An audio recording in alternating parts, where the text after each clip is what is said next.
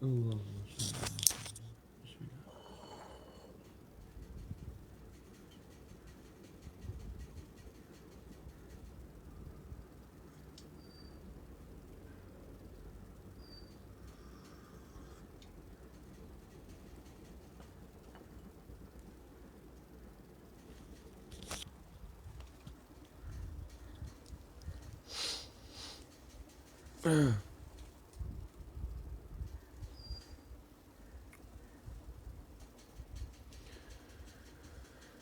Astaghfirullahalazim alladzi la ilaha illa huwal hayyul qayyum wa atubu ilaih. Astaghfirullahalazim alladzi la ilaha illa huwal hayyul qayyum wa atubu ilaih. Astaghfirullahalazim alladzi la ilaha illa huwal hayyul qayyum wa atubu ilaih. Assalamualaikum warahmatullahi taala wabarakatuh. Bismillahirrahmanirrahim. Alhamdulillahi rabbil alamin. والعاقبة للمتقين والصلاة والسلام على أشرف الأنبياء والمرسلين وعلى آله وصحبه أجمعين. أشهد أن لا إله إلا الله وأشهد أن محمد رسول الله. اللهم صل على سيدنا محمد وعلى آل سيدنا محمد. سبحانك لا علم لنا إلا ما علمتنا إنك أنت العليم الحكيم. قال رب اشرح لي صدري ويسر لي أمري واحلل عقدة من لساني يفقه قولي. ولا حول ولا قوة إلا بالله العلي العظيم. ولا حول ولا قوة إلا بالله العلي العظيم. ولا حول ولا قوة إلا بالله العلي العظيم. بسم الله الرحمن الرحيم. اللهم يا من بيده مقاليد الخير كله وإليه ترجع الأمر كله افتح علينا فتحا قريبا يا فتاح يعلم يا فتاح يعلم يا فتاح يعلم افتح علينا فتحا قريبا. وصلى الله على سيدنا محمد والحمد لله رب العالمين.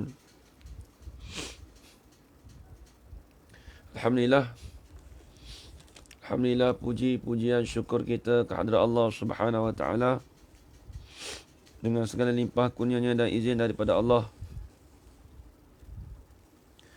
Dapat kita bersama-sama pada pagi ini berhimpun kita di dalam satu majlis ilmu yang mana seperti biasa di dalam kuliah mingguan kita, dalam kuliah PKP kita ni, kita akan sambung lagi pengajian kita, iaitu pengajian kitab Risalatul Munyatul Musalli, ataupun kita panggil Kitabul Munyatul Musalli, karangan Syekh Daud bin Abdullah Al-Fatani rahimahullahu ta'ala. Baik, kita akan sambung dengan perbahasan kita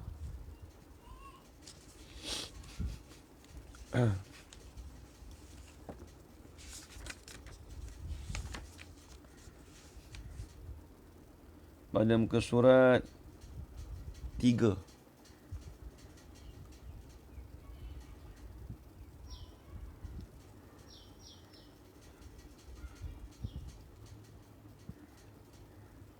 Diriwayatkan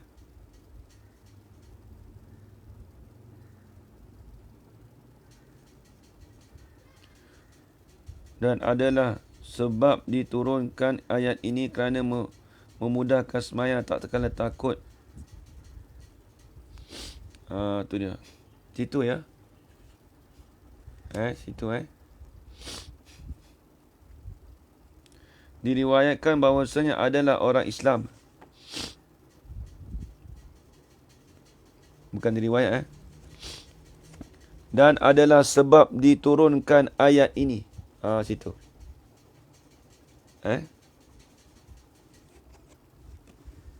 Baris yang ke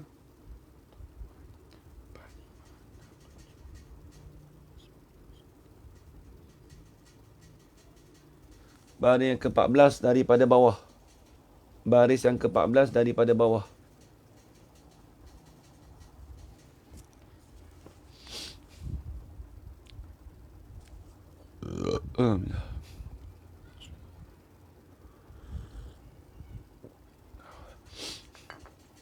Bismillahirrahmanirrahim. Qala Syekhul Musannifu rahimahullahu ta'ala wa nafa'ana bi'ulumihi fid darain amin ya rabbal alamin.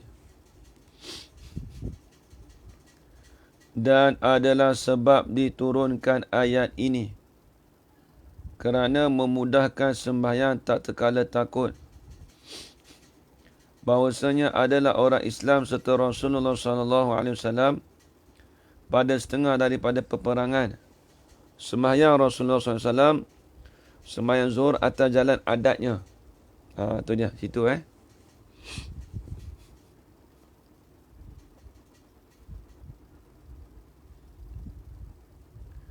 Diriwayatkan dan adalah sebab diturunkan ayat ini.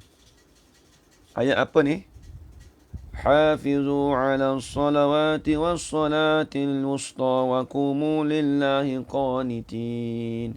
Ayat tu. Hafizu ala salawati was salatil wusta wa qumu lillahi qanitin. Kitab Rumi muka surat 14. Baris yang ke-7. Kitab Jawi muka surat 3 baris yang ke-14. Dan adalah sebab diturunkan ayat ini. Jadi kita duk cerita masalah apa ni? Kita duk bahas masalah hafizu ala salawatil wusta. Masalah salat wusta tu ada khilaf banyak. Tapi yang muktamadnya, yang jumhur kata bahawasanya solat wusta tu kena kepada solat asar. Tak silapnya pandangan yang mengatakan solat wusta tu, kata ulama lebih kurang ada 17 pandangan. 17 pandangan.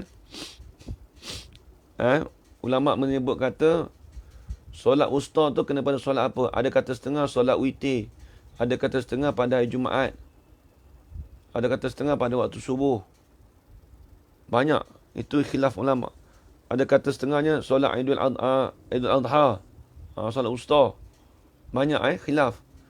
Tapi yang muktamadnya solat asar. Solat asar Baik. Dan adalah sebab diturunkan ayat ini. Dipanggil asbabun nuzul. Ya betul. Betul Kak Fu. Solat wusta ada 17 pandangan ulama. 17 pandangan ulama tu banyak Kalau nak dobek boleh saya nak bagi. Kalau nak. Tapi nak panjang sikit lah. Kena tulis kat dalam kertas kosong. Ke semua dah tahu dah. Tu bila 17 pandangan ulama. Ke saya dah bagi dobek dah baru ni. Nak dobek boleh. Kalau nak lah. Kalau saya nak teruskan lagi boleh je. 17 pandangan ulama. 17 pandangan ulama berkenaan tentang solat wusta. Sebelum kita nak masuk sebab ayat diturunkan ayat nuzul ni, asbabun nuzul dibahaskan. Dobeklah Ustaz Okey, baik. Tulislah, senang untuk ilmu kita. Yang pertama, solat wusta itu ialah solat asar. Tulis kat dalam kertas kosong. Dobek kat kitab tak boleh. Dia kalau mengaji dengan saya ni, dia kena ada kitab, satu kitab book. kitab apa, notebook, orang panggil kertas exercise. Kertas A4 ke apa tu, kena belajar dengan saya tu, dia kena ada kertas kosong. Kalau pakai semata-mata kitab mengaji, dia payah sikit. Nak dobit payah. Baik, yang pertama tulis. Ini pendapat fuqaha. Yang pertama, solat wusta ialah tu solat asar. Alhamdulillah, Mama Mala dah sihat. Alhamdulillah. Yang pertama, solat wusta itu ialah solat asar. Ini pendapat, tulis. Ini adalah pendapat Sayyidina Ali bin Abi Talib. Ini pendapat Sayyidina Ali bin Abi Talib, Abu Ayyub, tulis lagi, dia ada 4-5 orang nama dia. Abu Ayyub, Ibnu Umar, Abu Ayyub, Ibnu Umar, Ibnu Mas'ud, Ibnu Abbas, Abu Sa'id Al-Khudri, Abu Hurairah,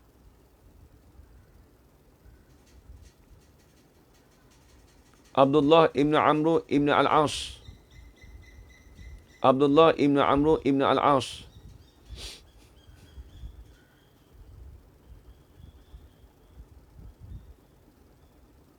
tak apa, takat dulu. Banyak, pandangan tu banyak. Tapi kita nak tahu nombor satu tu solat asar. Kata setengah kata ulama. Tulis sikit lagi. Al-Hasan Al-Basri. Al-Hasan Al-Basri.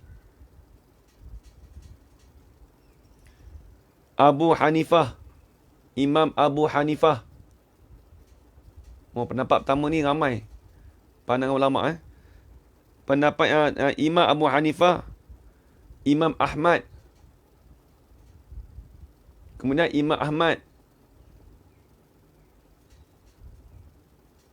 dan Daud bin Al-Munzir. Dan Daud bin Al-Munzir. Saya ulang balik. Solat wusta iaitu solat asar. Ini pendapat yang pertama. Pendapat ni Sayyidina Ali bin Abi Talib, Abu Ayyub, Ibnu Umar, Ibnu Mas'ud, Ibnu Abbas, Abu Sa'id Al-Khudri, Abu Hurairah, Abdullah Ibnu Amru Ibnu Al-As, Al-Hasan Al-Basri, Abu Hanifah, Imam Abu Hanifah, Imam Ahmad. Tu dia. Itu pendapat pertama, dia ada 17. Okey, yang kedua pula. Pendapat kedua yang mengatakan solat wusta tu iaitu solat zuhur. Tulis solat zuhur. Tulis yang bawah tu. Okey, satu dah tahu dah pendapat. Solat kedua, yang kedua solat zuhur. Semua ada 17 pendapat. Tak apa, ni untuk ilmu kita. Kalau orang tanya, kita boleh jawab. Ini semua tafsiran. Mana tahu esok apa tu Haji Kamarul Zaman mengajar dekat surau tepi rumah dia. Tiba-tiba orang minta ganti tu, bahaskan. Baik, apa maksud kata hafizul salatin usta? Usta tu ulama berpendapat ada 17 pendapat. Abang sedap sikit dengar. Perbahasan, tafsiran. Baik. Yang kedua solat zuhur, ini pendapat Zaid bin Sabit. Tulis. Ini pendapat bagi Zaid bin Sabit, Abu Sa'id Al-Khudri, Usamah bin Zaid,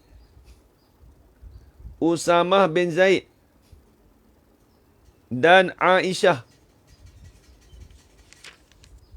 Habis dah dua dah.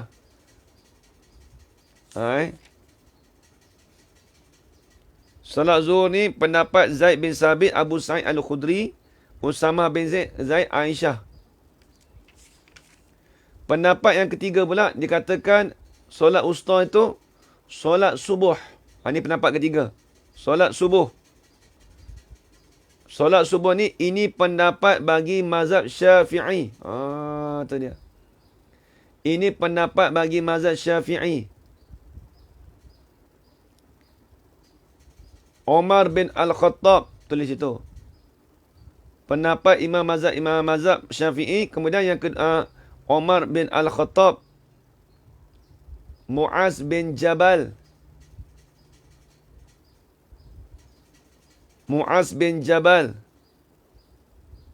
Ibnu Abbas,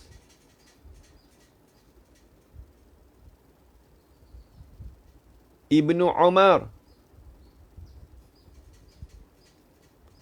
Ikrimah, Ain Kaf Ra Minta, Ikrimah, Mujahid, Mujahid ni tabi'in Mujahid. Kemudian Malik bin Anas.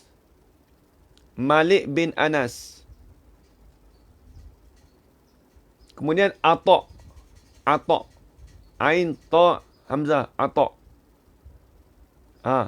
Itu pendapat yang ketiga. Jadi mazhab Syafi'i kita mengikut pendapat ketiga. Dia kata solat wusta tu solat subuh. Imam mazhab Syafi'i, Umar bin Khattab, Mu'ad bin Jabal, Ibnu Abbas, Ibnu Umar, Ikrimah, Mujahid, Malik bin Anas dan Atha. Baik, itu pendapat dia. Yang keempat ialah maghrib. Solat wusta tu kena pada maghrib. Tulis, ini pendapat Qabisah bin Zu'aib. Qabisah bin Zu'aib. Zal, Hamzah duduk rumah waw, ya ba. Qabisah bin Zu'aib. Dia seorang dia kata. Dia kata pendapat yang keempat ni terkena pada Qabisah bin Zu'aib saja. Dia kata solat wusta tu solat maghrib. Yang kelima, solat isyak. Solat isyak ni, ini pendapat bagi mazhab Imamiyah.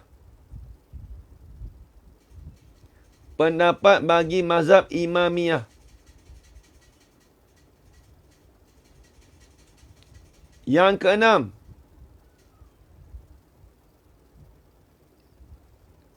keenam, tadi kelima isyak habis dah. Yang keenam ialah Jumaat, pada hari Jumaat.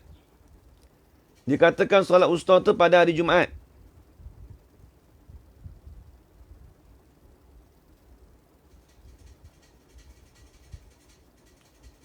Ialah Jumaat pada hari Jumaat. Bukan Syiah Imamiyah. Syiah tu tak, dia mazhab Imamiyah. Dia ada mazhab Sufyan As-Sawri. Dulu kita sebenarnya mazhab ada 10. Tapi yang sampai kat kita 4 mazhab. Yang lain tu tidak ada pendukung. Tidak ada orang nak bawa tu. Pendapat mazhab Imamiyah.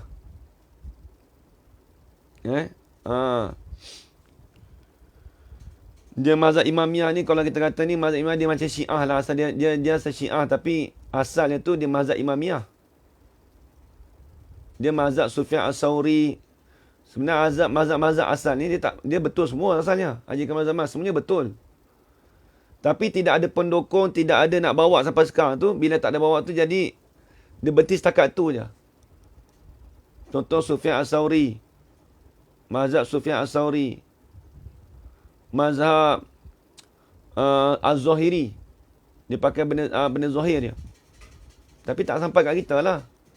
Tapi nak pakai mazhab tu tak boleh. Dah tak terkenal, dah tak masyhur dah. Kita tak boleh guna dah. Jadi kalau guna mazhab Imamiyah ni takut jadi Syiah pula. Baik. Yang keenam ialah Jumaat pada hari Jumaat dan Zuhur pada hari yang lainnya. Ini pendapat Ibnu Maksam dan Qadhi Iyad. Qadhi Iyad ni mazhab Maliki. Yang keenam ialah pada hari Jumaat, Jumaat pada hari Jumaat dan Zuhur pada hari yang lain. Dia kata pendapat Ibnu Maksam dan Qadhi Iyad. Itu 6 lah. Yang ketujuh, salah satu daripada 5 waktu. Oh. Yang ketujuh ni, dia kata tak kira salah satu. Dia kata, solat usta tu kena salah satu daripada 5 waktu tadi. Tulis, yang ketujuh ialah, solat usta tu ialah salah satu daripada 5 waktu. Salah satu daripada 5 waktu. Tulis, ini pendapat bagi Zaid bin Zaid. Zaid bin Zaid. Zaid bin Zaid, Sa'id bin Al-Musayyab. Sa'id bin Al-Musayyab. Nafi'. Nafi'. Yang ketiga Nafi'. Lepas tu Syarih. Syarih. Ini pendapat yang ketujuh.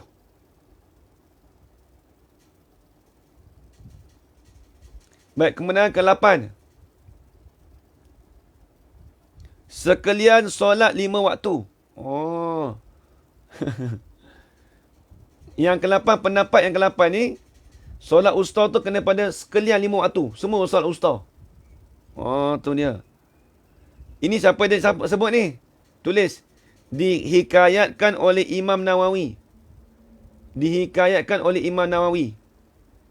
Imam Nawawi mazhab Syafi'i kata, mazhab kita kata, dia kata, solat usta tu kena pada 5 waktu. Solat zuhur, solat subuh, zuhur, asar, maghrib, isya. 5 waktu tu dipanggil solat usta, kata Imam Nawawi. Ini pendapat yang ke-8. Pendapat yang ke-9, solat usta tu kena kepada isyak dan subuh. Subuh 17 saya suruh dobit tu Lepas ni tak beritahu dah. Yang ke-9, isyak dan subuh. Ini pendapat Abi Darda, sahabat Nabi. Ini pendapat Abi Darda.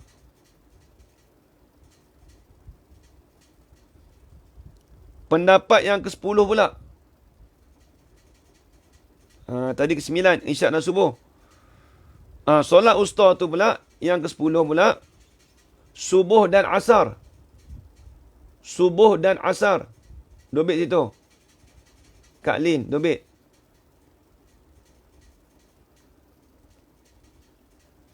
Subuh dan asar. Pendapat ini, ni pendapat Abu Bakar Al-Abhari.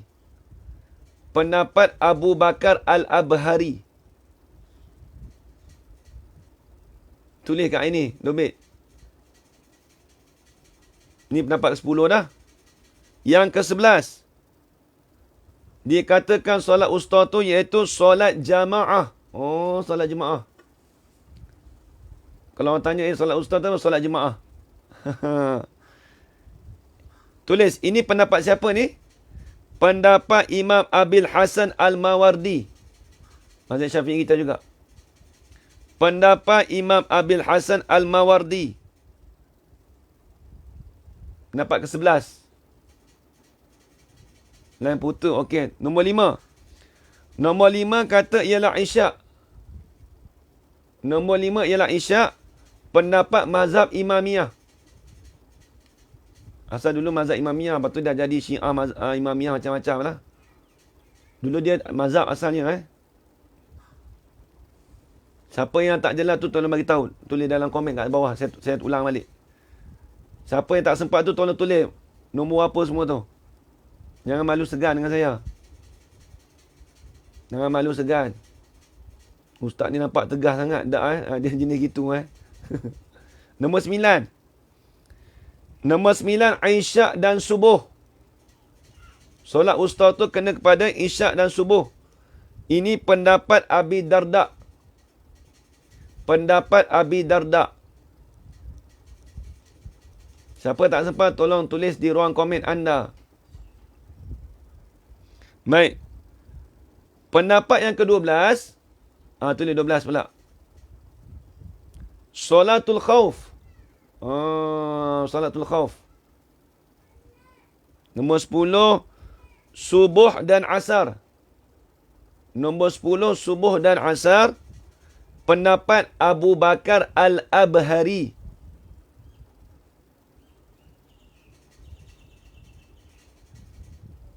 Nombor 9, Isyak dan subuh. Pendapat Abi Darda. Ya, betul. Abu Darda lah.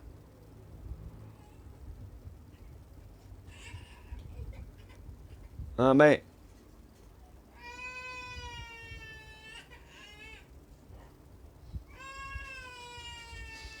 Yang ke-12, Solatul Khauf. Solat dalam keadaan takut. Bukan takut je tu dah Mungkin daripada musuh. Ini panggil Solatul Khauf. Pendapat Imam Ad-Dumyati.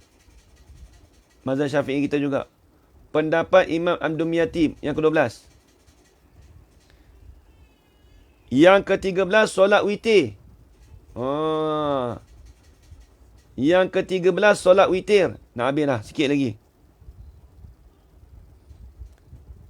Yang ke-13, solat witir. Ini pendapat Abul Hasan Ali bin Muhammad As-Sakhawi Al-Mukri. Pendapat Abul Hasan Ali bin Muhammad As-Sakhawi Al-Mukri. Muqri. 13. Solat witir. Pendapat Abul Hasan Ali bin Muhammad As-Sakhawi Al-Mukri.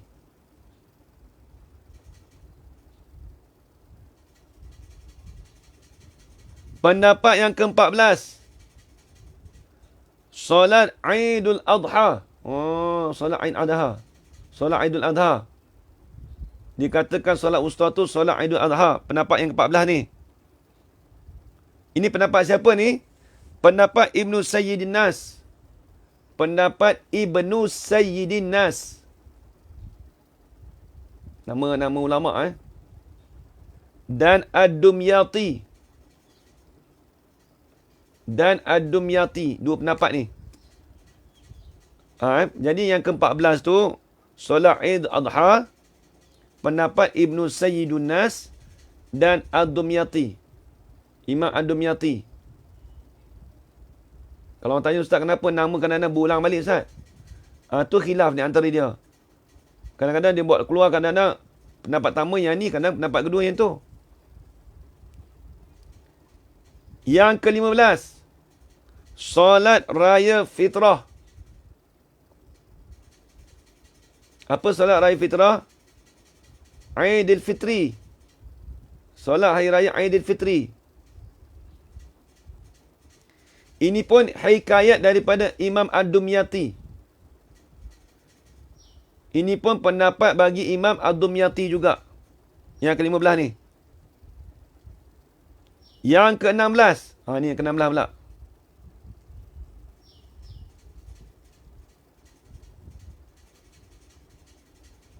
Yang ke-16, solat Jumaat sahaja. Solat Jumaat sahaja. Yang tadi tu yang habis Ustaz tadi Jumaat dah ada dah, Ustaz. Yang ke-6 tadi ialah Jumaat pada hari Jumaat. Dikatakan solat usta tu kena pada hari Jumaat.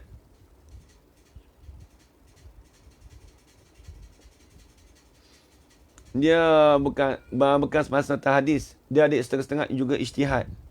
Daripada mazhab setengah benda tu mazhab. Bukan semata-mata hadis. Tak bercampur lah tu. Pendapat ulama' tu tentang solat usta tentang berdasarkan pada hadis. Kemudian ulama' keluarkanlah. Dia tengok dalil ni. Lepas tu dia buat ijtihad.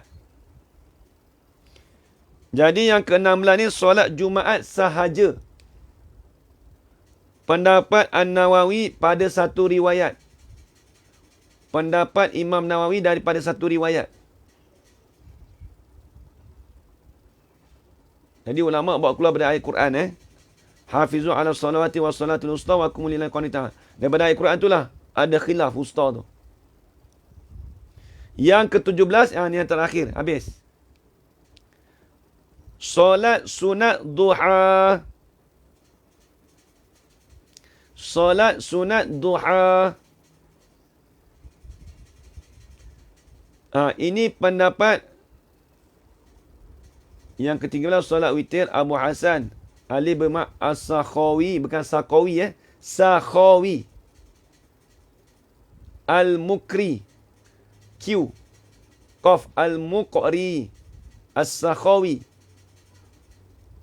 Abu Hasan Ali bin Muhammad As-Sakhawi Al-Mukri. Jazakallah. Yang ke-17 solat sunat duha.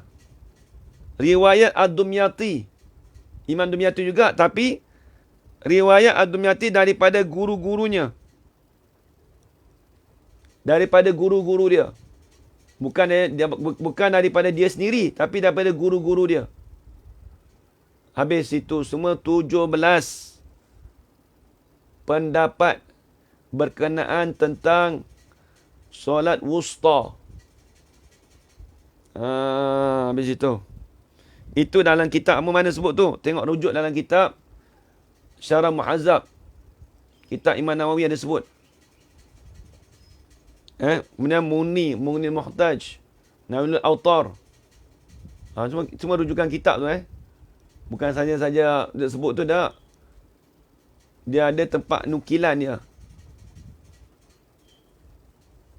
Habis. Faham lagi ilmu baru. Alhamdulillah.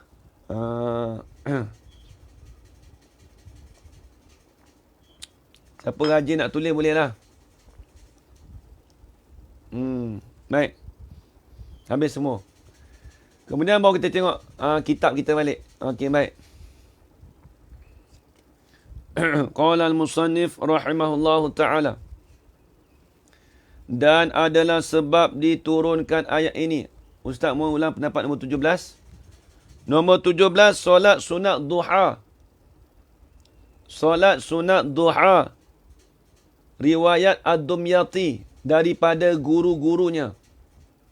Riwayat Ad-Dumyati daripada guru-gurunya. Sebab saya dulu tulis Jawi. Lepas tu saya sebut Dumyati. Alif, Dal, Mim, Ya. Alif, Ta, Ya, Dumyati. Itulah keistimewanya. Kita dah sebut baru ni. Mana ada kelebihan di situ. Maksudnya solat wusta kita dah bahas baru ni sebelum ni. Maksudnya di situ ada kelebihan dan kemuliaan. Ada tepi tu.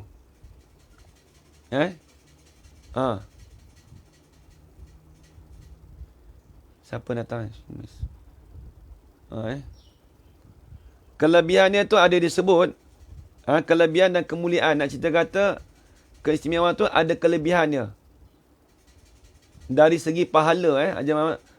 Kelebihan dari segi pahala. Itu solat wusta tu ada kelebihan dari segi pahala. Ustaz, nama kitab rujukan. Nama kitab rujukan yang pertama, Nailul Autar. Kitab Nailul Autar. Kitab Nailul Autar. Satu. Yang kedua, kitab Syarah Muhazzab karangan Imam Nawawi. Yang kedua, Syarah Muhazzab karangan Imam Nawawi. Yang ketiga, kitab Mughni Muhtaj.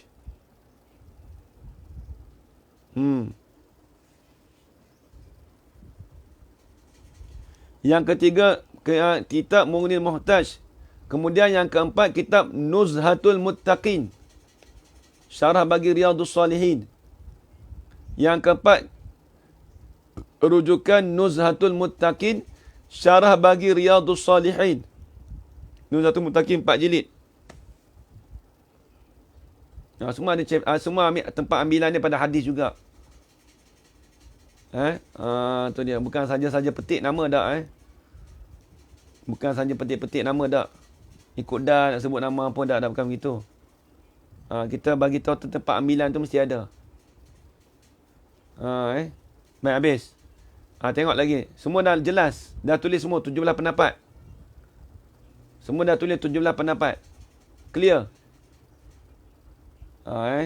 Kalau rajin tulis rajinlah. Tak rajin tu tak apalah. Tapi nak cerita ilmu ilmu nak kata kelebihan solat wusta tu sampai ada ulama bahas sampai 17 pendapat.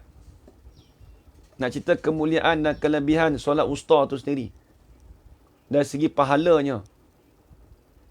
Clear? Alhamdulillah. Siapa tak sempat bagi tahu?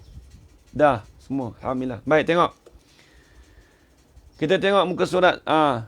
Kita tengok yang bawah tu lagi.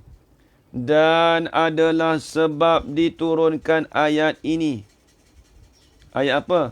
Hafizu ala salawati was salatil wusta wa qumu lillahi qanitin. Kita tak sempat tak apa. Jadi yang tulis Ajar Salasiah, yang penting kita tulis 17 pendapat tu. Ajar Wana, Alhamdulillah.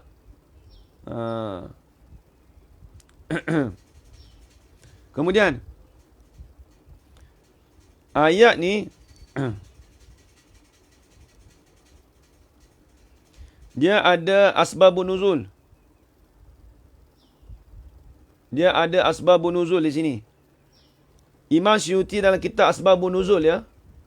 Imam Suyuti ni Imam Jalaluddin As-Suyuti mazhab Syafi'i kita. Beliau seorang pentafsir. Imam Jalaluddin As-Suyuti ni di antara karangannya iaitu kitab tafsir Jalan Lain.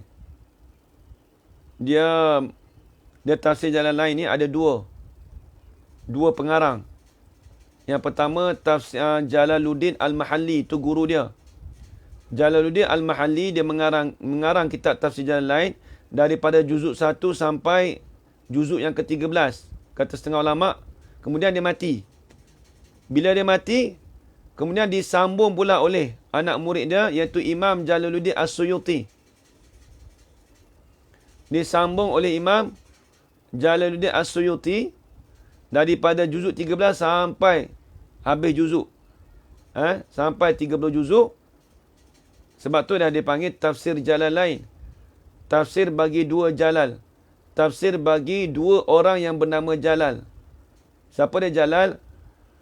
Yang pertama Jalaluddin Al-Mahalli, yang kedua Jalaluddin As-Suyuti. Dua-dua ulama Mesir.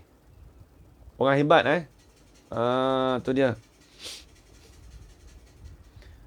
Kata Imam Suyuti, dia kata meriwayat oleh Imam Ahmad dan Bukhari dalam Tarikh Kabir dan Abu Daud dan Bahiki. Jadi dia ambil daripada hadis. Jadi asbabun nuzul dia ambil daripada hadis. Anna Nabi sallallahu alaihi wasallam kana yusalli zuhra bil ajirah wa kanat athqal as-salati ala ashabi. Fanazala hafizu ala salawati was salatil wusta. Jadi Rasulullah SAW melakukan solat zuhur. Ketika bersangatan panas tengah hari, ia adalah seberat-berat solat atas para sahabatnya. Ini mengikut pendapat kata solat zuhur tu solat wusta. Kalau solat zuhur tu siapa dia? Pendapat mana tu? Pendapat Zaid bin Sabit, Abu Sa'id Al-Khudri, Usama bin Zaid dan Aisyah. Itu pendapat solat, mengatakan solat zuhur. Satu dia kata dari riwayat Zaid bin Sabit. Ini daripada hadis. Tengok. Maka turunlah ayat hafizu ala salawati was salatil wusta wa qumu lillahi qanitin. Jadi riwayat daripada Zaid bin Sabit, Nabi melakukan solat zuhurnya ketika bersangatan panas. Tengah hari. Ia adalah seberat-berat solat. Bila seberat-berat solat, maka dikatakan itu solat wusta. Seberat-berat solat atas para sahabatnya sebab panas terik. Ini pendapat Zaid bin Sabit. Yang mengatakan solat wusta itu solat zuhur. Mazhab Syafi'i kita kata solat wusta itu iaitu solat subuh. Kalau orang tanya Haji Kamal Zaman, solat wusta ni pendapat yang pertama apa? Sembahyang asar. Kalau mazhab Syafi'i kita ni solat apa solat wusta tu? Kita bagi tahu dia, kita kata solat subuh. Dalam mazhab Syafi'i kita. Habis itu. Kemudian. Dan adalah sebab diturunkan ayat ini sebab apa? Kerana memudahkan sembahyang tak terkala takut. Ni panggil salatul khauf ni. Ada khilaf juga. Salatul khauf. Pendapat Imam Ad-Dumyati. Bahawasanya adalah orang Islam serta Rasulullah sallallahu alaihi wasallam pada setengah daripada peperangan. Ni.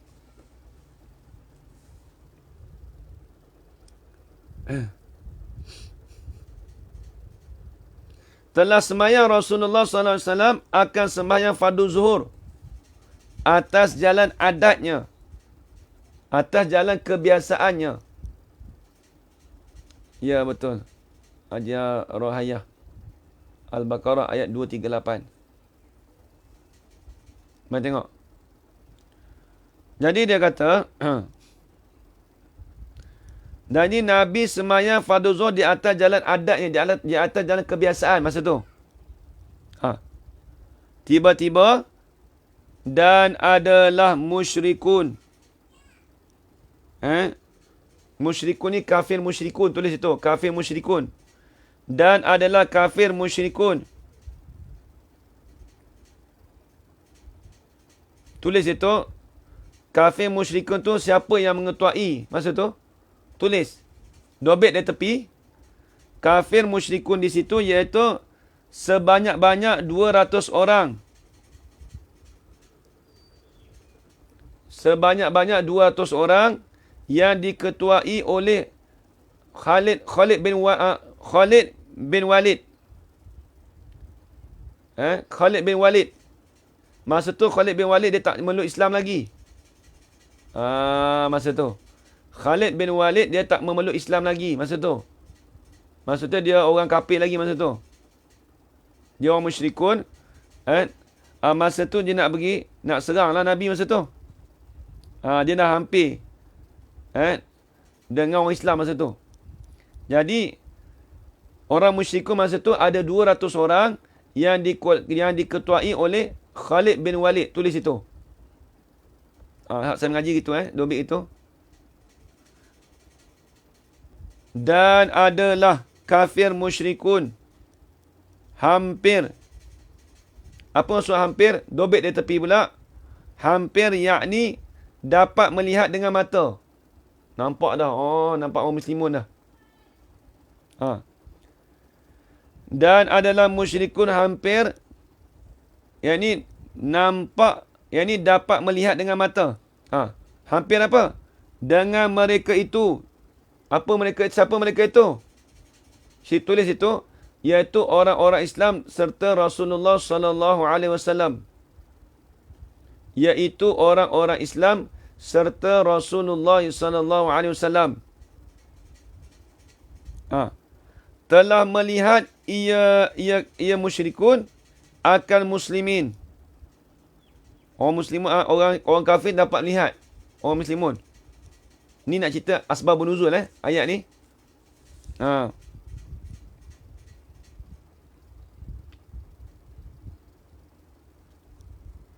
Maka tatkala selesai mereka itu muslimin daripada sembahyang. Kata setengah daripada musyrikin. Ada setengah musyrikin orang kafir lah. Dia kata apa? Jikalau kamu gerampak. Kitab Rumi tulis apa? Gerampak ke apa? Gerempak. Tolong tulis di ruang komen. Dia tulis gerempak ke apa? Haji Kamal Zaman. Dia tulis apa tu? Jikalau kamu kerempak. Yang molek tu gerempak. Menggertak. Menggertak bukan. Kenapa dia tulis menggertak? Salah. Gerempak ni bahasa Jawi dulu. Bukan kerempak. Kerempak ni tulis dobit situ. Iaitu langgar masuk ataupun menyerang. Atau serang. Bahasa orang dulu.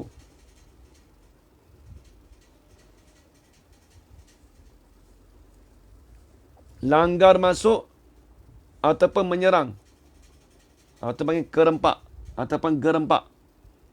Ini bahasa Jawi dulu Menggertak tu tak kena sangat. Menggertak tu tak tepat sangat.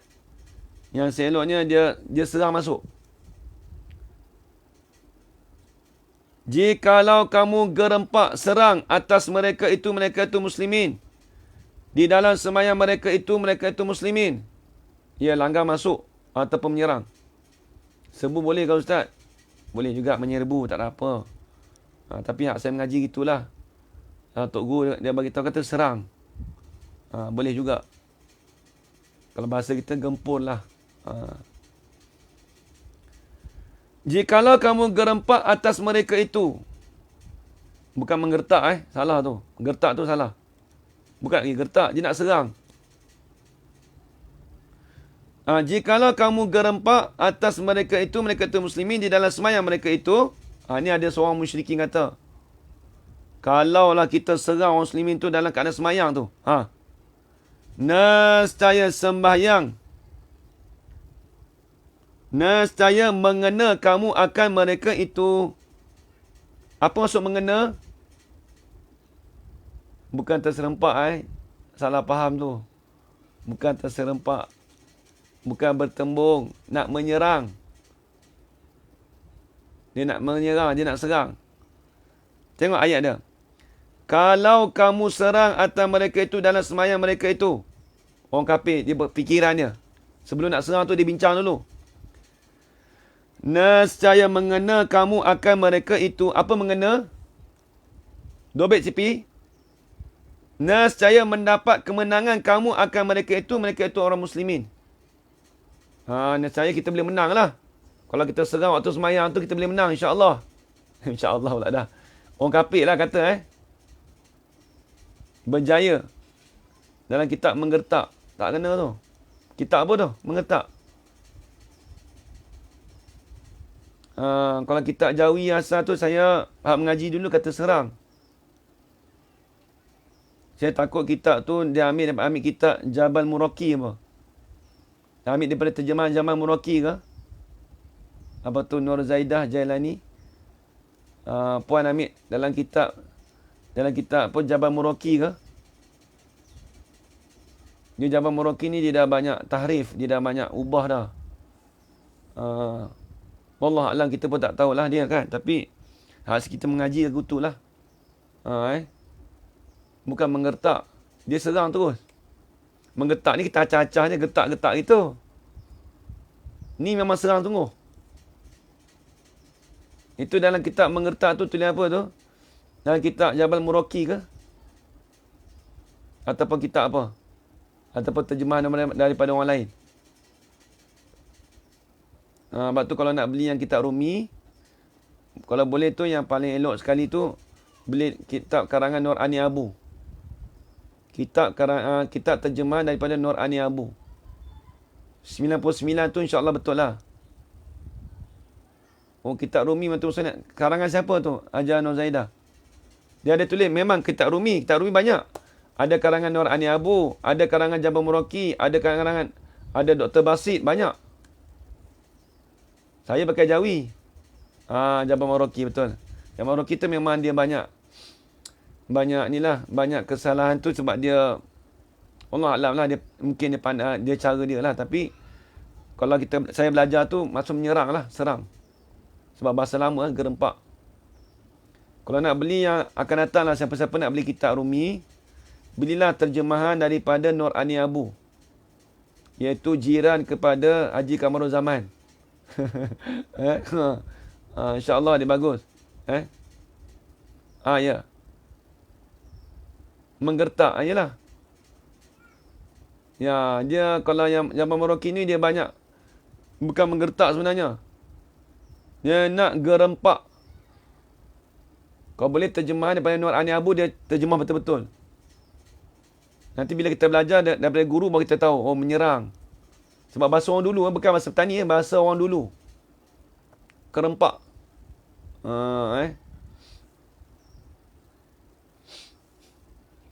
Habis itu. Sebab saya pakai kitab Jawi sebab kitab Jawi ni daripada asal lah. Kalau boleh beli terjemahan daripada kitab Nur Ani Abu. Ya betul. Nur Ani Abu tu alhamdulillah lah. Dia pernah belajar di pondok Tok Guru Haji Saleh dulu. Dan juga Tok Guru Haji Saleh pernah tu mengetak ugutan betul lah. Tu tak tepat tu. Kita kata bukan nak ugut. Kafir je nak pergi serang. Bukan je nak ugut. Sebab tu Tok Guru Haji Saleh dulu, Allah yarham Tuan Guru Haji Saleh, dia bagi tahu dekat Ustazah Nur Ani Abu, dia kata masa tu saya dengar lagi tu, dia Ustazah Nur Ani Abu dia ni lah. Dia kata kalau mu nak terjemah boleh terjemah bulat-bulat. Kalau nak tulis Rumi tu tak apa, tapi terjemah bulat-bulat, jangan duk tulis. Jangan duk karang sendiri, jangan pandai sendiri, dia kata. Tok Guru Saleh cukup marah. Jangan kita buat tahrif, menyeleweng. Dia kata, dia marah Tok Guru Saleh. Orang dulu buat cantik tu jangan nak ubah, dia kata. Kalau mu nak buat syarah, mu buat syarah, tapi jangan ubah matan asal tu, jangan, dia kata. Betul. Kerempak tu betul. Dia, dia gini, kita orang dulu, jangan kita tukar matan-matan ni, jangan. Kalau kita nak buat syarah, tak apa. Jangan tukar terus. Itu yang kita adab kita dengan ulama'. Tok Guru Saleh marah sungguh tu. Saya ingat lagi saya duduk depan tu. Dia marah, dia kata kalau mu nak terjemah tu, dia cakap mu je, Tok Guru Saleh ni. Orang perempuan ke apa cakap mu lah. Tapi bahasa dia saya, dia gitu. Dia kata kalau nak terjemah bulat-bulat. Kalau nak syarah, jangan ambil matan tu, habis kita merungkai dengan matan-matan sekali. Tak, jangan kacau matan tu. Matan tu biar kekalkan. Nak syarah, biar syarah bawah. Syarah hak kita sendiri. Jangan kaitkan dengan orang dulu. Takut-takut kita salah faham, dia kata. Orang dulu bukan nak murad macam tu. Tiba-tiba kita faham salah. Takut-takut esok kita kena dakwa esok dekat kubur esok. Syekh Daud ni bukan orang biasa. Kita dah cerita dah. Karamah Syekh Daud macam mana. Tu kena ingat. Kalau siapa-siapa nak jadi pengarang kitab, tak ada masalah. Tapi, biarlah terjemah bulat-bulat. Ataupun kita buat syarah sendiri. Tulis nama kitab lain. Jangan tulis nama aminat kitab tu juga. Itu buat bahaya. Bahaya. Habis itu. Baik, kemudian. Jikalau kamu kerempak, ini menyerang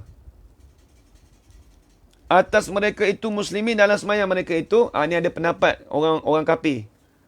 Dia kata kalau dia bagi tahu kat ketua dia, kalau kita serang waktu sembahyang ni, nescaya mengena kamu akan mereka itu. Apa mengena? Nescaya mendapat kemenanganlah kamu akan mereka itu. Itu maksud mengena. Mengena tu dengan mana? Mendapat kemenangan. Saya mengaji dulu. Kalau kitab Jabal Muraqi dia tulis apa? Mengena. Siapa tu ajar pun tadi? Ajar Nur Zaidah. Kalau dalam kitab Jabal Muraqi, dia tulis apa? Kata mengena tu apa? Dia tulis mengena ke apa? Nak tahu dia punya ayat. Mengena tu dengan mana apa? Kalau kita asal, Jawi mengena. Ajar Nur Zaidah. Mengena tu apa ditulis dalam dalam kitab penulisan Jabal Muraqi? Mengenakan. Mengenakan tu dia tak tafsir. Mengenakan tu dengan mendapat kemenangan. Tulis itu. Itu yang saya dobek mengaji. Baik. Terbunuh lawan Muslim. Habis. Maka berkata setengah yang lain. Ada pula pendapat yang lain pula. Itu pendapat yang pertama tadi. Kata musyrikin. Maka berkata setengah yang lain daripada orang setengah musyrikin. Ni pendapat orang lain pula dah. Ada orang musyrikin lain pula. Dia kata apa? Bahawasanya ada bagi mereka itu muslimin sembahyang. Kemudian daripada sembahyang ini, apa sembahyang ini? Sembahyang zuhur. Mengenakan mengenakan tu mengenakan juga. Tak apa kalau dia kekalkan, tak apa. Tapi maksudnya yang tak dikekalkan, dia faham dia tulis tu. Tu tak bernak sedap lah macam tadi. Takut dia faham salah. Kerempak tu bukan menggertak.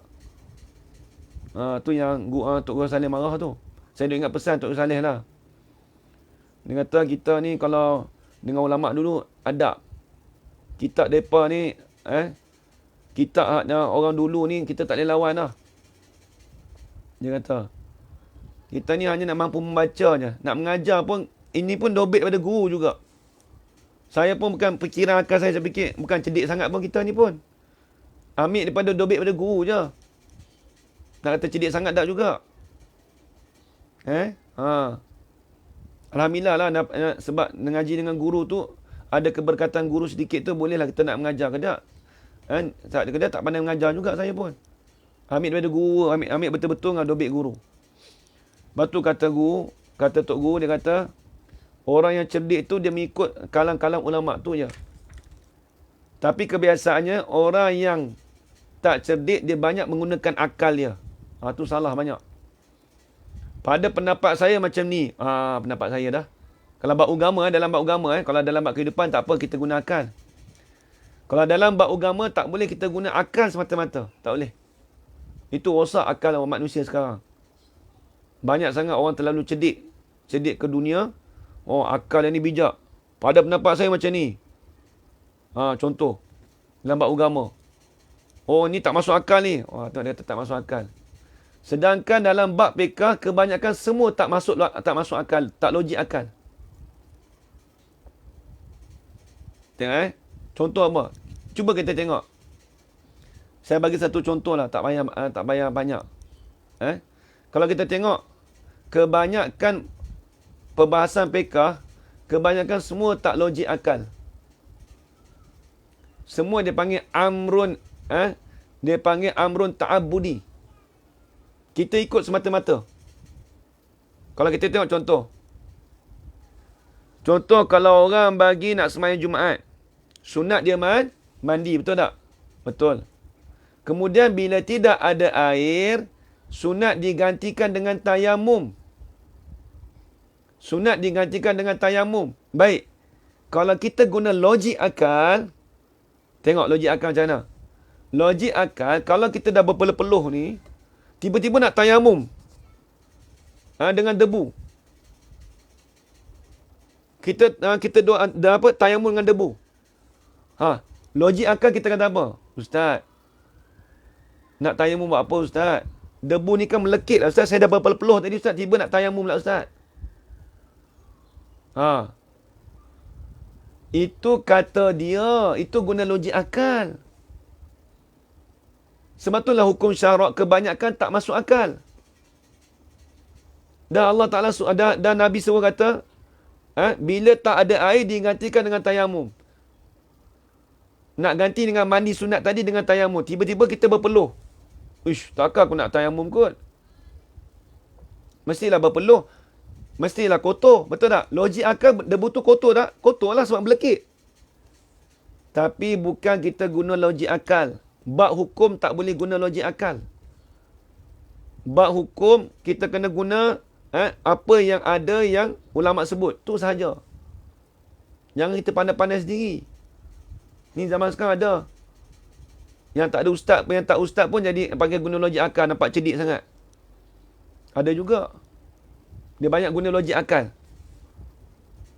Tu kita takut. Tok Guru Saleh dulu dia kata apa? Dia bagi pesan, dia kata, ni banyak orang guna akal banyak. Tu jadi bodoh dia kata. Orang sana orang Kedah Dia kata dia jenis orang Sikh ni, dia cakap tu, dia marah. Tok Guru Saleh dia cukup marah orang guna logik akal ni dalam bab hukum. Dalam bab fiqh dia kata jangan guna logik akal. Sebab tu kadang-kadang kita tengok tak masuk akal lah Ustaz hukum, tapi itulah sebenarnya hukum kita. Hukum fiqh macam tu, kita kena ikut. Masalah lekit tak lekit kita jangan fikir, jangan kita fikir, tapi kenapa Nabi suruh gantikan dengan apa? Dengan tayamum. Orang Sikh memang syok depan cakap memang betul. Saya tahu saya duduk Sikh dulu kita kawan pun ramai, Tok Guru pun ramai situ. Habis itu tu kena ingat. Nampak jika kamera zaman Kak Aini semua Takut nanti kata ustaz ni nampak duk ambil daripada guru, dobit semua. Bukan saja-saja bagi dobit. Kita ambil daripada kalam ulama', daripada guru kita sendiri. Kalau nisbah saya dengan guru ni jauh sangat. Jauh lah kita, siapa kita? Tok Guru Saleh. Dengan kita jauh beza. Dia duduk kat Mekah 10 tahun. Dia duduk Mekah 10 tahun. Ngaji macam mana? Tak ngaji tak macam kita. Zaman dia mana ada online. Nampak nak cerita kata orang dulu lain. Perbezaan dia belajar tu lah lain. Alhamdulillah Hajar Zanura tolong buat ringkasan. Tujuhlah pendapat.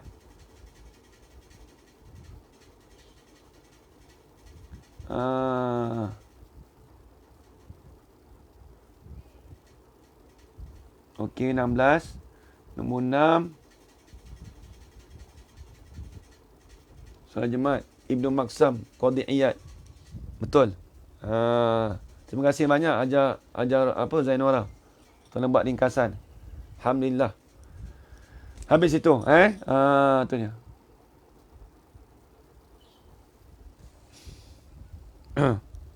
Tu kena ingat tuan-tuan semua, ayah-ayah, ibu sekalian, macam itulah. Belajar ni biar kita berguru. Kemudian bila bab fiqh kena ingat, dia kena ambil daripada kalam ulama betul-betul. Adapun bab tauhid, tu lain. Dia kena guna hukum akal.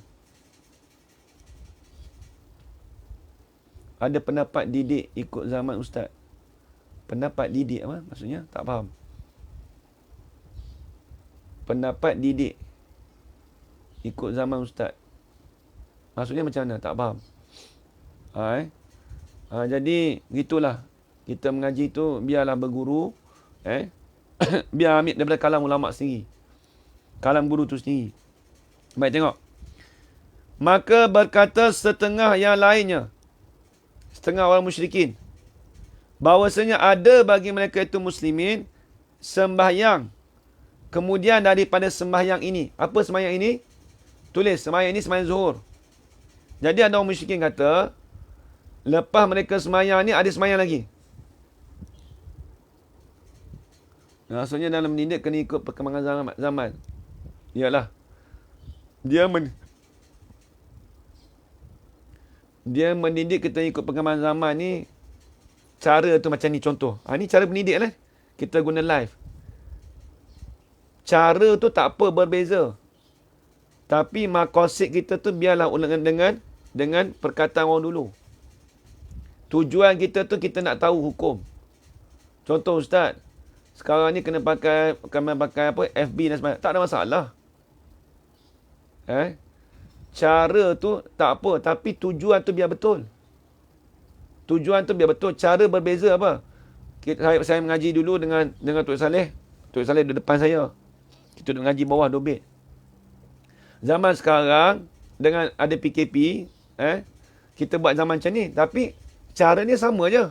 Apa? Penyampaian tu sama. Daripada dobitan guru juga, sama je. Cuma adab kita lah waktu belajar tu lah. Janganlah waktu kita tengah belajar, kitab fiqh ni tengah dobit, sambil makan Maggi goreng, jangan gitulah. Tak ada adab kan. Mana kita tumpu lah. Tumpu betul-betul baik. Habis itu. Jadi kata setengah ulama, ya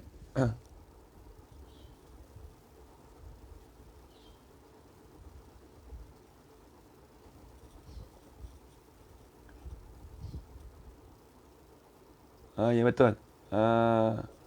Okey, baik. Kata setengah ulama, kata setengah ulama pula dah. Yang mana tadi? Kata setengah dari musyrikun, maka berkata setengah yang lain, ada orang musyrikun kata, bahawasanya ada bagi mereka itu muslimin, sembahyang kemudian ini selepas daripada sembahyang ini. Ada sembahyang yang terlebih kasih kepada mereka itu. Daripada bapa-bapa mereka itu dan daripada anak-anaknya. Itu dia. Jadi ada setengah orang musyrikin ni kata pula dekat ketua dia. Dia kata, lepas daripada semayang ni, ada satu semayang yang mereka kasih sekali. Lebih kasih daripada bapa-bapa mereka itu, lebih kasih daripada anak-anak mereka itu. Nak cerita kata kelebihan solat usta ni. Tengok. Jadi, diorang nampak kata biar serang waktu tu lah. Jadi mereka nak menyerang tu, tak payah serang waktu zuhur, serang waktu asar. Ibarat dia kita sebab apa? Sebab kalau serang waktu asar, sebab mereka kasih akan semayang tu sebab ada kelebihan ada kelebihan bagi semayang asar tu. Lebih baik kita serang waktu tu, kata orang musyrikun. Tengok. Maka turun Jibril alaihi salam. Ni Jibril turun ni. Maka turun Jibril alaihi salam dengan sembahyang kaifiat. Dengan sembahyang kaifiat syiddatil khauf.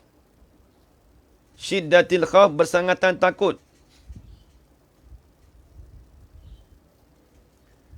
Syiddatil khauf ni bersangatan takut. Macam mana nak sembahyang syiddatil khauf? Nanti akan datang kita belajar juga. Sebab tu dalam ittifaq dalam mazhab Syafi'i kita disyaratkan solat syiddatil khauf. Lepas tu kalau orang kerja askar, masuk hutan, dia kena tahu sembahyang syiddatil khauf. Tapi diorang ada ajar lah. Lepas tu dalam apa? Kalau kita tengok dalam gambar-gambar kan ada rokok, ada yang berdiri, jaga lagi. Tu syiddatil khauf tu. Ada orang hantar kat saya, Ustaz, sembahyang macam ni boleh ke tak? Boleh, dipanggil sembahyang syiddatil khauf. Nanti akan datang dalam kitab ni ada bahas juga. Syiddatil khauf. Tu dia. Habis itu. Sebab tu dia ada ambil dalam Al-Quran juga syiddatil khauf. Nombor 6, solat Jumaat pada hari Jumaat. Nanti Ustaz. Dan zuhur pada hari yang lain. Betul. Maksudnya, solat usta tu, solat Jumaat ialah Jumaat pada hari Jumaat. Dan zuhur pada hari yang lain. Itu pendapat Ibn Maksam dan Qadhi Iyad. Baik. Ya, dalam fiqh ada. Dalam fiqh syiddatul khauf ada. Sebab tu dalam firman Allah Ta'ala sebut dalam Quran. Dia ada sebut dalam surah An-Nisa ayat 102. Panjang ayat dia. Habis itu. Kemudian, dia ayat ni saya baca sikit. وَإِذَا كُنْتَ فِيهِمْ فَأَقَمْتَ لَهُمُ الصَّلَاةَ فَلْتَقُمْ طَائِفَةٌ مِّنْهُمْ مَعَكَ وَلْيَأْخُذُوا أَسْلِحَتَهُمْ فَإِذَا سَجَدُوا فَلْيَكُونُوا مِنْ وَرَائِكُمْ وَلْتَأْتِ طَائِفَةٌ أُخْرَى لَمْ يُصَلُّوا فَلْيُصَلُّوا مَعَكَ وَلْيَأْخُذُوا حِذْرَهُمْ وَأَسْلِحَتَهُمْ وَدَّ الَّذِينَ كَفَرُوا لَوْ تَغْفُلُوا عَنْ أَسْلِحَتِكُمْ وَأَمْتِعَتِكُمْ فَيَمِيلُونَ عَلَيْكُمْ مَيْلَةً وَاحِدَةً وَلَا جُنَاحَ عَلَيْكُمْ إِنْ كَانَ بِكُمْ أَذًى مِّن مَّطَرٍ أَوْ كُنْتُمْ مَرْضَىٰ أَن تَضَعُوا أَسْلِحَتَكُمْ وَخُذُوا حِذْرَكُمْ إِنَّ اللَّهَ عَدَّ لِلْكَافِرِينَ عَذَابًا مُهِينًا. Surah An-Nisa. Ni. Jadi, Nabi berdalilkan dengan ayat ni. Ayat ni lah kita. Dikatakan kita, ayat ni lah dalil yang mengatakan boleh kita semayang syiddatil khauf. Maksudnya, dan apabila engkau wahai Muhammad berada di dalam kalangan mereka semasa perang, lalu engkau mendirikan solat dengan menjadikan imam mereka, maka hendaklah sepuak dari mereka berdiri mengerjakan solat bersama-samamu, dan hendaklah mereka menyendeng senjata masing-masing. Menyendeng senjata. Kemudian apabila mereka telah sujud, maka hendaklah mereka berundur ke belakang untuk menjaga musuh. Nampak dah menjaga. Dah sujud, tengok belakang pula dah. Maka hendaklah mereka berundur ke belakang untuk menjaga sujud musuh. Dan hendaklah datang pula puak yang lain, yang kedua yang belum bersolat kerana menjaga musuh. Maka hendaklah mereka bersolat berjemaah bersama-samamu. Dan hendaklah mereka mengambil langkah berjaga-jaga serta menyendeng senjata masing-masing. Orang-orang kafir memang suka kamu Orang-orang kafir memang suka kalau kamu cuai, lalai akan senjata dan harta benda kamu, supaya dengan jalan mereka dapat menyerbu kamu beramai-ramai dengan serentak. Dan tidaklah kamu berdosa meletakkan senjata masing-masing. Tak berdosa. Jika kamu dihalangi sesuatu yang menyusahkan disebabkan hujan atau kamu sakit. Dan hendaklah kamu mengambil langkah berjaga-jaga. Sesungguhnya Allah telah menyediakan bagi orang-orang kafir itu azab seksa yang amat menghinakan. Tu dia. Ayat surah An-Nisa ayat 102. Tengok dalam tafsiran ni ada. Kat ini. Surah An-Nisa ayat 102. Baik. Mazhab Syafi'i kita dalam masalah syiddatul khauf, Imam Syafi'i telah memilih Imam Syafi'i akan 4 kaifiat. Daripada 16 kaifiat. Oh, banyak. Jadi semayang syiddatul khauf ni ada banyak, ada 16. Tapi mazhab Syafi'i kita dia pilih 4.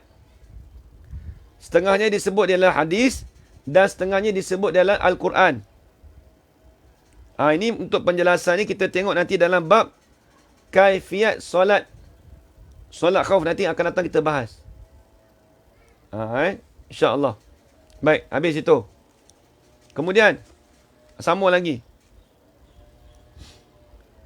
Yakni, tengok tadi. Bahawasanya ada bagi mereka itu semayang kemudian daripada semayang ini, semayang zuhur.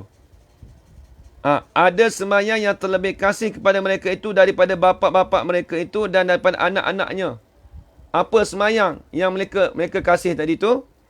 Apa semayang mereka yang terlebih kasih bagi orang muslimin tadi?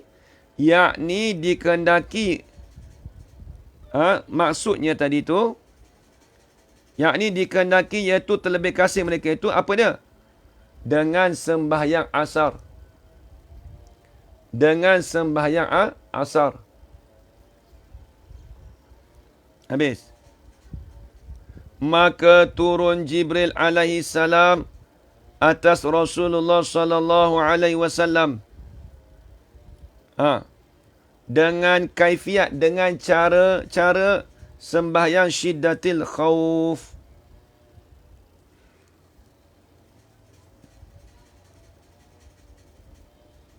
Habis itu. Jadi tempat syiddatil khauf ni banyak kelakuannya dan tempat berlakunya itu di Asfan. Jadi tempat berlaku waktu Nabi masa tu tempat berlaku tu di Asfan. Ataupun di antara Asfan tu iaitu dengan Dojan. Nama tempat. Di Asfan. Tu dia. Sikit lagi. Maka tilik olehmu. Maka tilik olehmu. Betapa kelebihan sembahyang asar. Betapa tu tulis. Macam manakah, bagaimanakah kelebihan sembahyang asar? Betapa, bukan baca betapa. Kitab Jawi dia baca betapa. Betapa tu dengan mana, bagaimanakah kelebihan sembahyang asar? Dia suruh kita tilik, tengok. Macam mana dia katakan sembahyang asar tu ada kelebihan. Dan nyata kelebihan sembahyang asar tadi, hingga mengetahui oleh segala orang musyrikin akan kelebihannya. Nampak tak? Nak cerita kata, orang musyrikin pun tahu kata kelebihan sembahyang asar. Dan lagi firman Allah Ta'ala, Munibina ilaihi wattaquhu wa aqimus salata wa la takunu minal musyrikin. Tu dia. Munibina ilaihi wattaquhu wa aqimus salata wa la takunu minal musyrikin. Surah Ar-Rum. Surah Ar-Rum ayat pertama. Ya, betapa. Bukan betapa, tak kena. Betapa tu tepat. Ayat orang dulu tengok. Kembalilah kamu, hei segala mukmin, kepada Allah dan takut akan dia, akan Allah. dan dirikan olehmu dobit di tepi. Apa maksud kata dan dirikan olehmu? Dobit di tepi, dobit tepi. Iaitu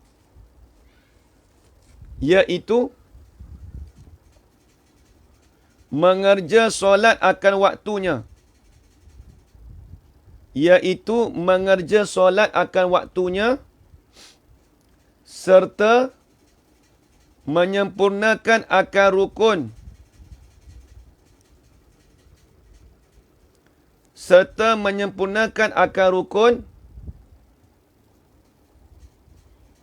Ya, betul.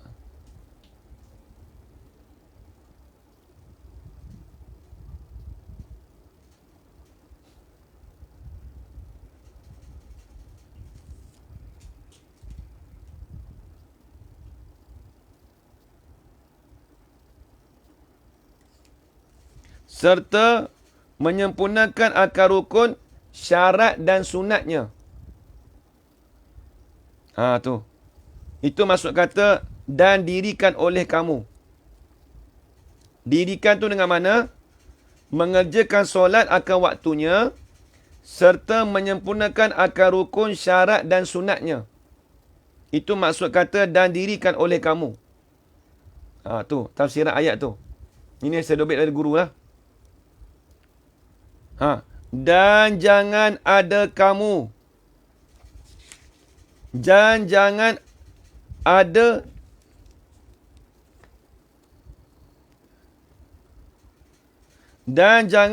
kamu daripada orang yang musyrikin. Maksudnya jangan kamu jadi orang musyrikin. Maksud dia. Habis itu. Baik. Maka makna inabah. Apa makna inabah? Kembali kamu kepada Allah. Anaba yunibu inabah. Kalau majid tasrif, anaba yunibu inabatan. Atau af'ala yuf'ilu. If'al. Atau ba if'al. Anaba af'ala yuf'ilu if'alan. Maka makna inabah iaitu kembali kamu kepada Allah. Dan mana takwahu itu. Takutkan Allah itu, takwahu itu.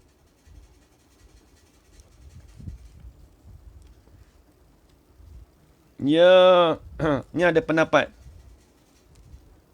Inabah ni, nak dobit tepi boleh. Inabah ni kata ulama, dia ada selisih pendapat bab inabah. Bukan menyempurnakan akal. Menyempurnakan akan rukun. Menyempurnakan akan rukun syarat dan sunatnya. Ajar rayu. Baik, tengok. Maka makna inabah kembali kamu kepada Allah. Apa maksud inabah? Ulama berikhtilaf tentang makna munibina. Kata setengah ulama, kata Ibnu Zaid dan Ibnu Jarij, kata Ibnu Zaid bin Ibnu Jarid, dia kata munibina ilahi itu dengan mana? Raji'ina ilahi bittaubah wal ikhlas. Maksudnya kembali mereka kepada Allah dengan bertaubat serta ikhlas. Tulis itu. Ya, betul. Dobit di tepi, apa yang dia katakan? Dobit pada kata makna inabah. Kembali kamu kepada Allah. Apa maksud kata inabah? Kata Ibnu Zaid dan Ibnu Jarij.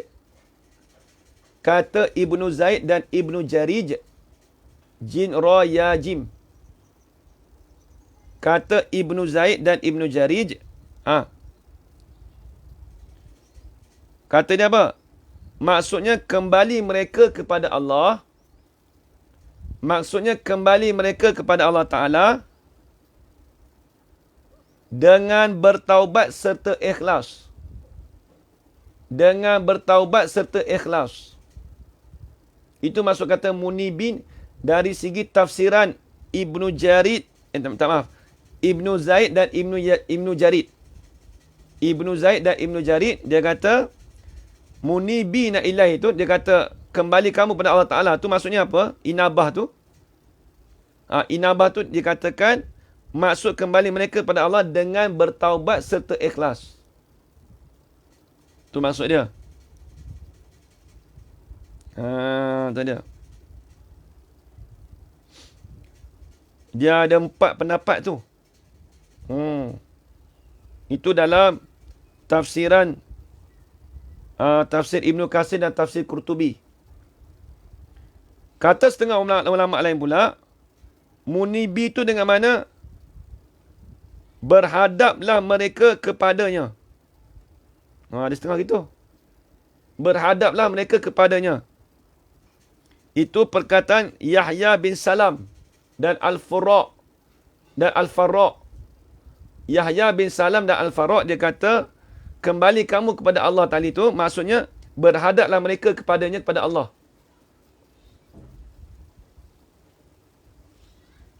Kata sebahagian ulama pula, Abdul Rahman bin Zaid berkata, maksud kata kembali kamu kepada Allah Ta'ala, dobit situ, iaitu taat mereka kepada Allah. Taat mereka kepada Allah.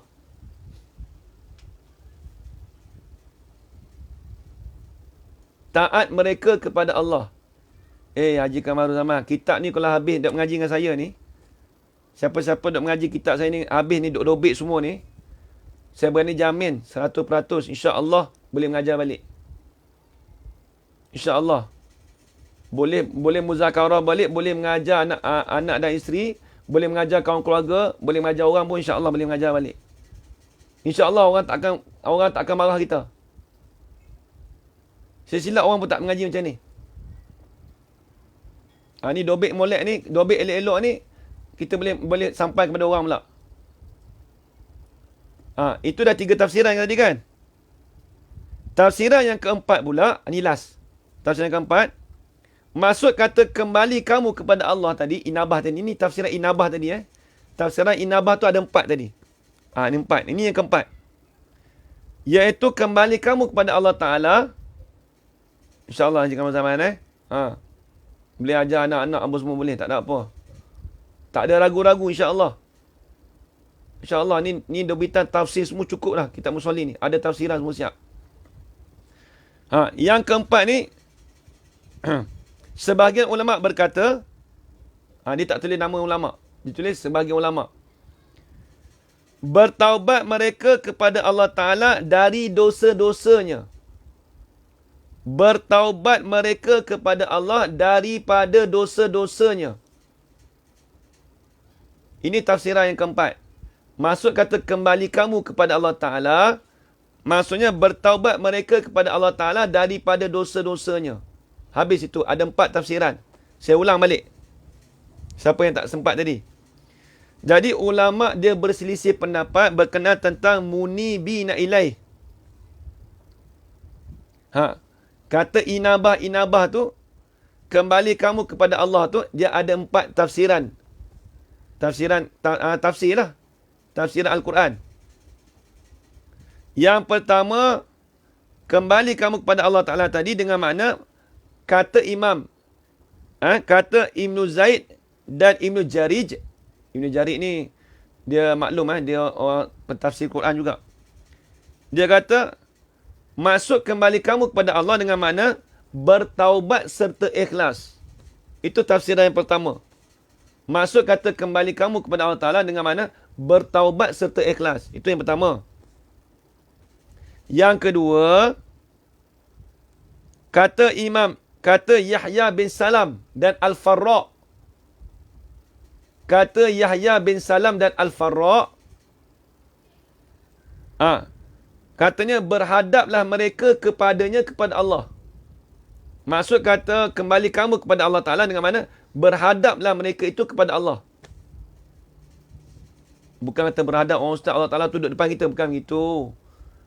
Soalan kita, hati kita tu menuju pada Allah Ta'ala, berhadap. Itu maksud kata mundibin. Itu tafsiran yang kedua. Yang ketiga,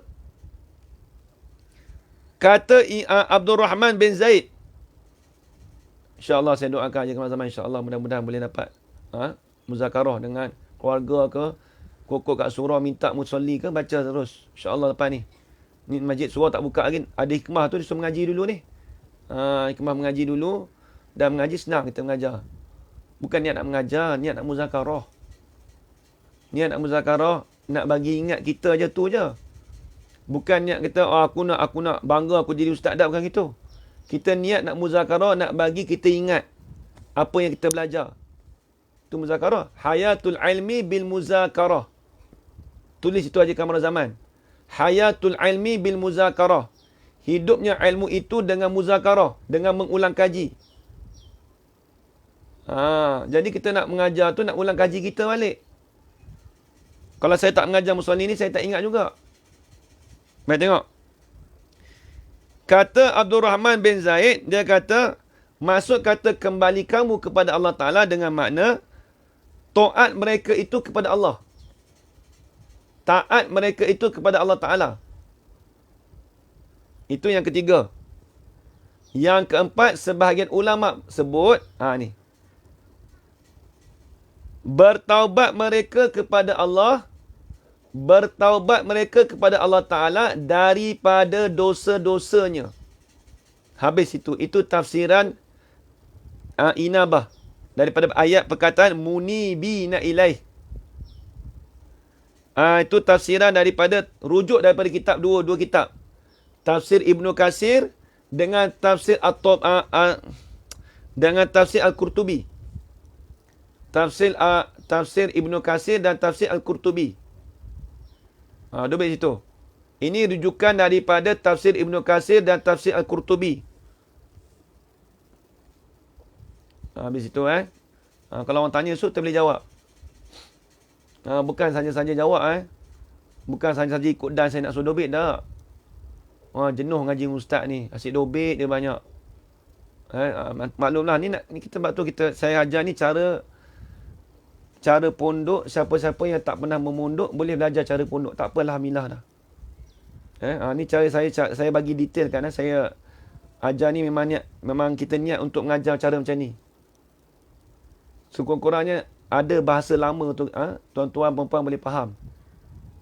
Ni macam ni lah cara pondok belajar, macam ni lah cara dia. Dobit ada. Jenuh nak dobit lah. Ngaji dengan Ustaz Zafran jenuh lah nak dobit ni. Kena tahan sikit lah. Siapa yang ngaji dengan saya tu je sabar sikit lah. Saya bukan nak buat nyanyi orang tak. Kita bukan nak buat nyanyi orang. Kita nak bagi ilmu ni, nak bagi lekat sampai bila-bila. Tu je. Saya niat ikhlas. Kata, tuan-tuan boleh faham, boleh amalkan. Alhamdulillah, dah cukup dah. Amal jariah saya lah tu. Cukup dah. Alhamdulillah, saya syukur sangat. Saya bersyukur sangat kalau orang jemaah kita boleh dapat ni. Alhamdulillah. Lambat pun tak apa, tapi faham dan lekat yang kita nak tu. Betul aja kawan-kawan, betul. Walaupun jenuh sikit ngaji dengan saya, asyik dobit, Allah letihnya nak dobit. Sampai 2-3 line nak tulis bro tulis gitu. Macam tak you pula dah ustaz. Bukan masalah you tak you Inilah kita ajaran ni. Ini ajaran ulama dulu begitulah. Ni sistem yang kita belajar ni dulu macam itulah. Bukan semata terhurai tak. Alhamdulillah. Baik. Dah sampai stesen kita dah. Dan makna taqwahu itu takut akan Allah. Habis itu. Dan erti iqamati solah iaitu mendatang dengan dia atas wajah yang disuruh oleh Allah Ta'ala. Nak habis dah tu. Sikit lagi. Nak habis dah. Ya, betul. Dan erti iqamati solah iaitu mendatang oleh seseorang dengan dia, dengan solat itu atas wajah yang disuruh oleh Allah Ta'ala. Ini atas jalan yang disuruh oleh Allah Ta'ala. Jadi, erti iqamati solah dengan makna mendatang oleh seseorang dengan dia, dengan solat atas wajah, atas jalan. Wajah tu jalan. Atas jalan yang disuruh oleh Allah Ta'ala. Habis itu. Itu tak ada dobit. Itu tak ada dobit. Kalau ada dobit, adalah. Ni tak ada. Saya bagi tahu kalau ada dobit, ada. Kalau tak ada, tak ada. Benda yang kita faham mudah, ada dobit. Tak ada dobit. Kalau benda yang payah tu, ada dobit tu. Habis itu. InsyaAllah itu tamu esok. Dan lagi firmannya, Qad aflahal mu'minun alladhina fi salatim khashi'un. InsyaAllah tersambung pula ayat lain. Jadi kitab Mu'minun Musolli ni Alhamdulillah. Jadi bukan kita tahu bab fiqh saja ni. Kita boleh tahu tafsir Al-Quran, kita boleh tahu. Hadis kita boleh tahu. Tasawuf kita boleh tahu. Walaupun ngaji fiqh je, tapi kita boleh tahu banyak perkara. Nak tafsir Al-Quran boleh tahu, nak tafsir hadis boleh tahu. Alhamdulillah, Jazwilina. Tak apa. Kita dapat cara dobit. Dobit kita tahu. Jadi, untung banyak kita ngaji kitab fiqh. Kitab-kitab Mu'minun Musolli je lah. Kitab orang dulu. Untung banyak. Alhamdulillah. Baik. InsyaAllah kita sambung esok. Kita sambungan esok. Dan lagi firmannya, Qad aflahal mu'minun. Sebab tu kitab fiqh ni saya ambil seminggu 2 kali. Bukan apa, sebab perbahasannya tu luas. Dia ada dobitan. Kalau tauhid tak ada dobit banyak sangat. Kalau Bahajatul Madiyah tu kita ngaji kata khatam tu ada dobit juga. Jadi kesimpulannya ustaz tu kelebihan, semai ustaz tu ada kelebihan dia. Kelebihan dari segi pahalanya. Kemudian ada 17 pendapat tadilah. Habis itu. Tu kelebihan solat ustaz tu dah hantar dah. Haji Jaidin. Nak tengok boleh situ. Kalau boleh siapa yang tak ada kitab, beli kitab lah. Ada kitab ni bagus sikit. Macam Ajar Rayu. Kalau ada kitab, Alhamdulillah. Siapa yang tak ada kitab tu, belilah. Lepas tu Haji Jaidin yang duduk di Chanlun. Asal ada Kedah pun ada kitab ni. Mu'minun Musolli ni masyhur. Di Kedah ni masyhur kitab ni. Kitab ni Musolli ni masyhur. Masyhur. Alhamdulillah, semua dapat dobit. Alhamdulillah. Ajar Rayu. Di Kedah banyak ni, kitab ni banyak. Kat Kedah ni saya duduk seronok dekat Kedah dulu. Duduk beli kitab banyak kat Kedah. Kitab Musolli ni masyhur. Orang biasa dengar ni kitab ni. Habis itu.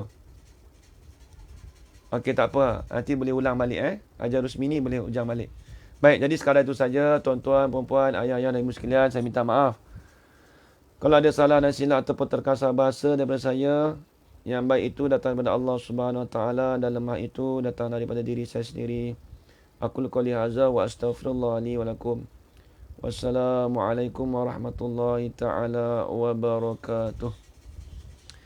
Amin amin amin amin ya rabbal alamin. Bismillahirrahmanirrahim. Alhamdulillahirabbil alamin wassalatu wassalamu ala asyrafil anbiya'i wal mursalin wa ala alihi washabihi ajma'in. Allahumma rzuqna 'ilman nafi'a wa rizqan halalan tayyiban mubarakan fih wa 'amalan maqbulan wa sa'adatad darain. Amin ya rabbal alamin. Rabbana atina fid dunya hasanah wa fil akhirati hasanah wa qina adzaban nar. Wassallallahu ala sayyidina Muhammad wa ala alihi wa sahbihi wa baraka wa sallam. Walhamdulillahi rabbil alamin. Taqabbalallahu minkum. Allah akbar. Boleh relax lah hari ni. Rehat. Hari ni jenuh dobit lah. Letih. Biasa mengaji dengan saya ni letih sikit lah. Bila dah belajar mengaji ni, belajar dengan saya ni, sekejap lagi lapar balik Rasa nak makan lah, rasa nak masak pun semua Alhamdulillah. Allah akbar. Bismillahirrahmanirrahim.